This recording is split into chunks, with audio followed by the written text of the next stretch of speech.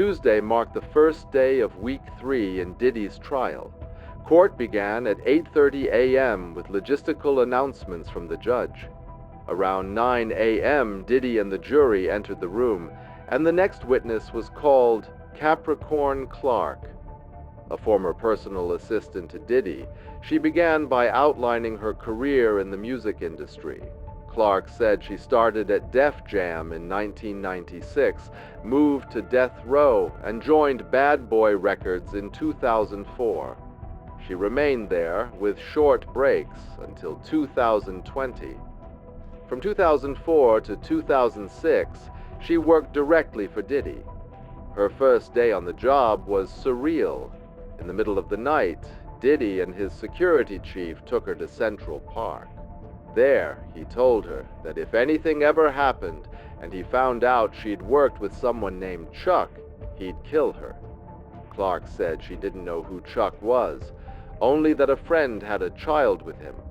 When asked if that was the only threat she ever received, she said absolutely not. She recalled hearing Diddy threaten others too, including 50 Cent. After an MTV event, Clark, Diddy, and his manager were in an elevator when Diddy said, "You know I'm into guns, man," expressing his anger towards 50 Cent.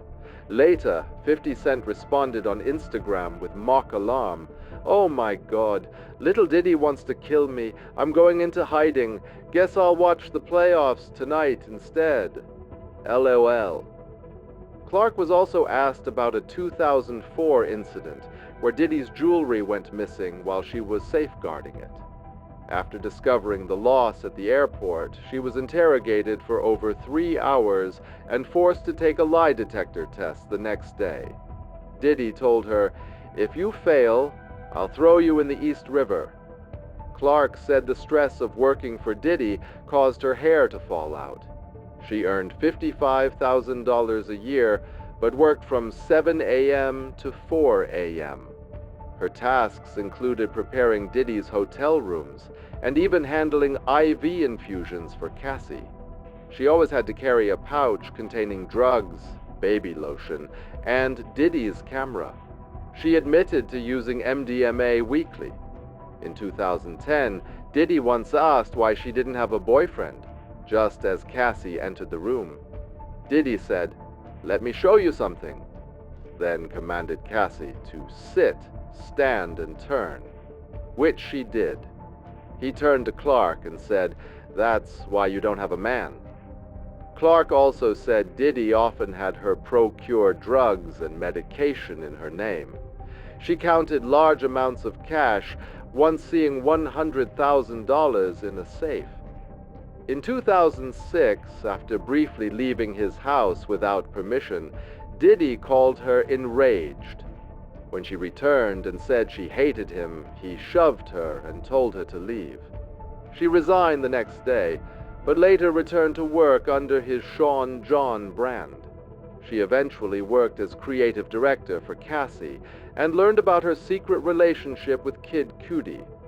Fearing Diddy's jealousy, Clark gave Cassie a second phone to hide it. On December 22, 2011, Diddy showed up at Clark's door with a gun, demanding they go get Kid Cudi. Though reluctant, Clark was forced into the car. Outside Cudi's house, she called Cassie, but Diddy found out and made her call again to tell Cassie she couldn't leave until she came home. Later that night, Clark claims Diddy violently attacked Cassie, with security doing nothing. Diddy later fired Clark for not telling him about Cassie and Cudi. She testified that he told her she'd never work again and that she'd end up killing herself. Court recessed at 11:30 a.m. During cross-examination, Clark said Diddy and Cassie had a toxic relationship and frequently took pills together. The defense questioned why she met with Diddy last year despite the investigation. Clark said she told him the case wouldn't exist if she still worked for him. A text from 2021 surfaced in which she allegedly said she was in love with Diddy. Clark said she didn't remember sending it. The lie detector test came up again. She claimed it lasted from 10 a.m. into the evening and that she never reported it to HR. After lunch, Clark was asked how Cassie had changed.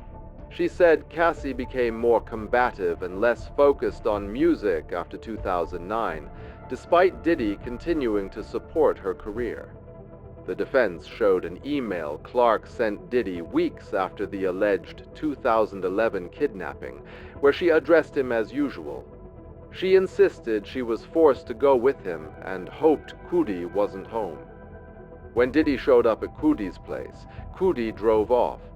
Diddy briefly followed, then stopped when he heard police sirens. Clark testified that she witnessed Diddy physically assault Cassie. More emails were presented from 2014 in which she apologized to Diddy, 2 years after the kidnapping incident.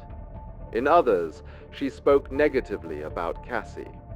When asked if she believed Cassie wanted her out of the picture, Clark broke down in tears. She said she once felt like Cassie's protector, but over time, Cassie pushed her away. She apologized to the judge for crying. In closing, Diddy's attorney emphasized that Clark returned to work for Diddy multiple times after the alleged incidents.